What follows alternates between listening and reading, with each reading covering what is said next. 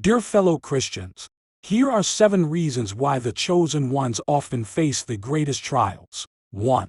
Identification with Christ. As believers, we are called to follow in the footsteps of Jesus, who himself endured immense suffering for the sake of humanity. Our suffering allows us to identify more deeply with Christ's sacrifice and understand the redemptive power of suffering. 2. Refinement of faith. Just as gold is refined through fire, our faith is strengthened and purifying through the trials we face. The chosen ones are often entrusted with greater challenges to refine their faith and deepen their reliance on God's grace. 3. Testimony to others. Our suffering can serve as a powerful testimony to those around us. When others witness our unwavering faith and trust in God amidst suffering, it can lead them to seek comfort and hope in Christ as well. 4. Preparation for ministry. Those called to be leaders in the kingdom often undergo intense preparation through suffering. The chosen ones may face trials to equip them for greater ministry and service to others, enabling them to empathize with and support those going through similar struggles. 5. Participation in Christ's suffering.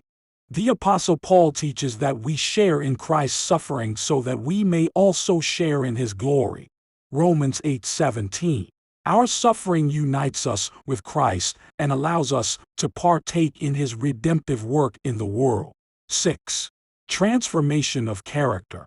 Suffering has the power to mold and shape our character, producing qualities such as perseverance, compassion, and humility. The chosen ones undergo refining through suffering, becoming vessels for God's love and grace to flow through. 7. Eternal perspective. Ultimately, our suffering in this present age is temporary in light of eternity.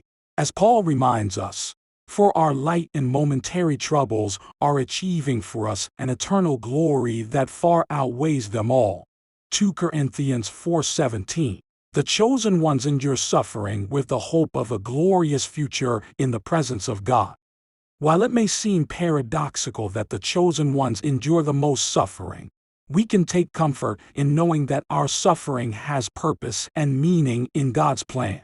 Through identification with Christ, refinement of faith, testimony to others, preparation for ministry, participation in Christ's suffering, transformation of character, and an eternal perspective, we find strength and motivation to persevere in the face of adversity.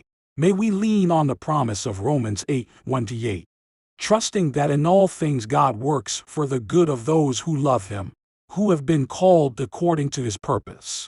Share this video with your friends and family.